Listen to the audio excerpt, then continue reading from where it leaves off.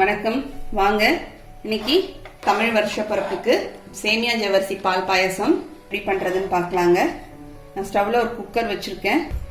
இங்க பாத்தீங்கன்னா ஜவ்வரிசியை நான் கழுவிட்டு ஊற வச்சிருக்கேன். ஒரு 4 டேபிள் ஸ்பூன் அளவுக்கு ஜவ்வரிசிங்க. இப்போ இந்த குக்கர்ல சேர்த்துடலாம். இதை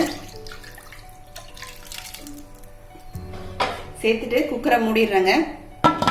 ஜவ்வரிசியை ஒரு 2 விசிலுக்கு வேக வச்சு எடுத்துக்கலாங்க.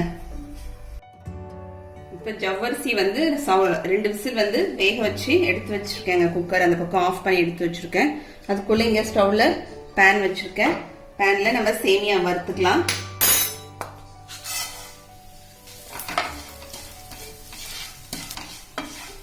சேமியாவை கொஞ்சம் நல்லா வறுத்துக்கலாங்க. நெய்ல வறுத்துட்டு நம்ம பாயாசத்துல சேர்த்துக்கலாம். சேமியாவை நெய்ல நல்லா கோல்டன் ப்ரௌன் கலர்ல தச்சு குக்கர் திறந்துடலாம்.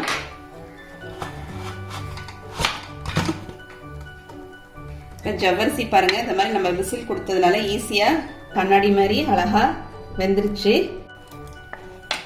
இப்ப இதுல நம்ம சேமியா சேர்த்துக்கலாங்க. சீக்கிரமா வெந்துருன்றதுனால ஜவ்வரிசியை குக்கர்ல விசில் கொடுத்துட்டு சேமியாவை அதுக்கப்புறம் போட்டு ஒரு வேக்காடு வேக வச்சுக்கலாம். சேமியா சேர்த்தாச்சு வறுத்துட்டு இதுல தண்ணி கம்மியா இருக்கு, தண்ணி சேர்த்துக்கிறாங்க 1 கிளாஸ். இந்த சேமியா சேர்த்து நமக்கு கொஞ்ச நேரம் வெந்து வரட்டுங்க சேமியா.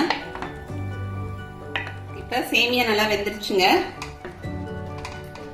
நமக்கு ஜவ்வரிசி தான் கொஞ்சம் லேட் ஆகும் வேகிறதுக்கு, சேமியா சீக்கிரமா வெந்துரும். இப்ப நான் சர்க்கரை சேர்த்துக்கிறேங்க. சர்க்கரை நம்ம டேஸ்ட்டுக்கு தகுந்த மாதிரி சேர்த்துக்கலாங்க. நான் ஒரு 5 டேபிள் ஸ்பூன் அளவுக்கு சர்க்கரை சேர்த்துக்கிறேங்க. இதை மாத்திட்டு நான் அந்த சைடு வச்சுட்டு முந்திரி திராட்சை வறுத்துக்கிறேங்க. இப்ப நம்ம சேமியா வறுக்கிற பேன்லே நெய் சேர்த்துருக்கேன் 1 ஸ்பூன் அளவுக்கு. அதுல முந்திரி சேர்த்துக்கலாங்க.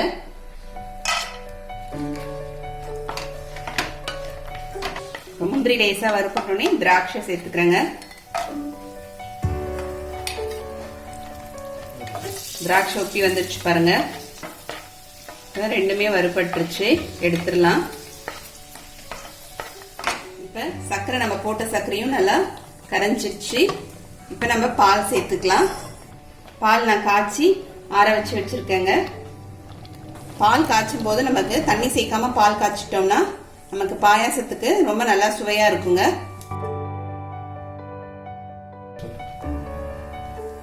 கால் ஸ்பூன் அளவுக்கு ஏலக்காய் தூள் சேர்த்துக்கிறேன். பால் சேர்த்து ஒரு கொதி வந்துருச்சு பாருங்க.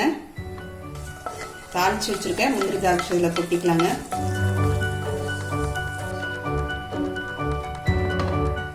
இன்னும் இது ஆற கொஞ்சம் இறுக ஆரம்பிச்சிருங்க. நான் இன்னும் கொஞ்சம் கூட பால் சேர்த்துக்கிறேன். அதனால இப்ப நமக்கு தமிழ் வருஷ பிறப்புக்கு சேமியா ஜவ்வரிசி பால் பாயசம் ரெடியா இருக்குங்க.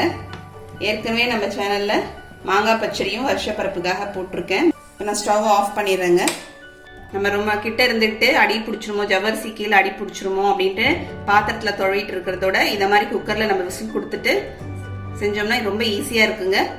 நீங்களும் இதை மாதிரி செஞ்சு பாருங்க. செஞ்சு பார்த்துட்டு எப்படின்னு கமெண்ட் பண்ணுங்க. இந்த வீடியோ பிடிச்சிருந்தா லைக் பண்ணுங்க, ஷேர் பண்ணுங்க, சப்ஸ்கிரைப் பண்ணுங்க. அடுத்த வீடியோல பார்க்கலாம். தேங்க்யூ.